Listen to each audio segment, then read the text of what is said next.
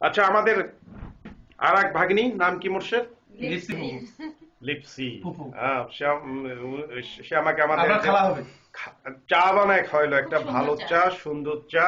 তা চাটা কেমন হয়েছে তুমি বলো? খুবই সুন্দর। Excellent, excellent. চাটা কেমন হয়েছে? চাটা খেয়ে আমাদের খুবই ভালো লাগলো।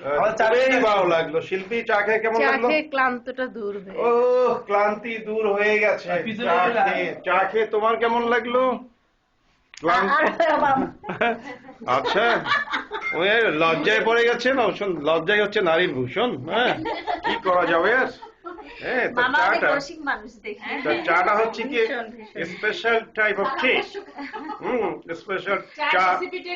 আচ্ছা, যাক, এই চাটা যদি আমরা ঢাকায় যে একটা যদি যাই হোক মামা, এই চায়ের জন্য আমাকে মনে রাখবেন না, লিপসি টি স্টোর ঢাকাতে যেন করতে পারি। লিপসি টি স্টোর এইরকম চা বানাইলে চাটা মানে এক্সিলেন্ট হবে। আমি সিলেটে একটা চা খেয়েছিলাম, আমার কথা কেউ শোনে না। একটা চা খেয়েছিলাম, 3টা না 4টা লেয়ার একটা চায়ের মধ্যে। হানিফ টকের বা টিভিতে দেখেছিলাম। হ্যাঁ, আপনার রেসিপিটা বলেন। রেসিপি চা পাতা, দুধ, চিনি এছাড়া চায়ে কিছু দেওয়া হয় না। পানিটাকে ফুটাতে হয় বেশিক্ষণ, মানে পানির একটা স্বাদ থাকে, এটা চুলে না গেলে চা ভালো হয় না। আমার মতো তারপর চা পাতাটা দিতে হয়। চা পাতা দুধ দিয়ে চা জাল করতে নেই।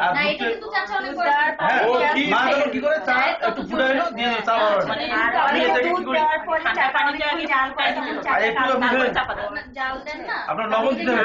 চিনি আর দুধ একসঙ্গে মিশাই নিয়ে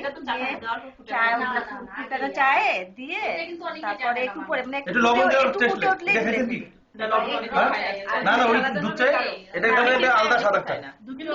ক্ষতিকর।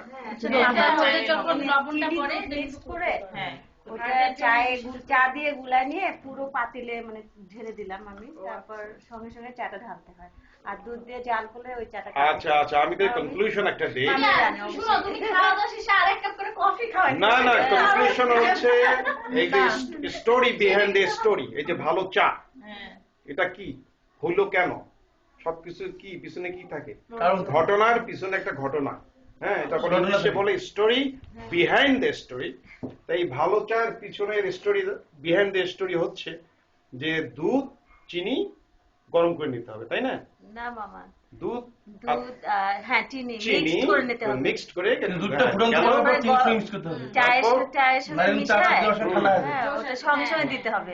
আচ্ছা, পাতিলের সাথে সাথে দিতে হবে। পাতিলের সাথে সাথে দিয়ে সাথে সাথে ঢেলতে হবে। এই তো পাতি দিয়ে ফ্লেভারটা যেন উড়ে না যায়। ও না, পাতাটা দিয়ে জাল করতে হয় আগে, বেশিক্ষণ না, কম। পাতাটা একটু বেশি দিলে ফ্লেভার আচ্ছা, এটা হচ্ছে স্টোরি বিহাইন্ড দ্য আর স্টোরি। দুধ চা চিনি একসাথে জাল করলে হয় কি চাটা কালো হয়ে যায়, টেস্ট নষ্ট হয়ে যায়। আচ্ছা, যান, পাতাটা বেশি লাগে। এই চাটার নাম আছে, কিন্তু এই চাটার নাম হচ্ছে জমিদারি চা।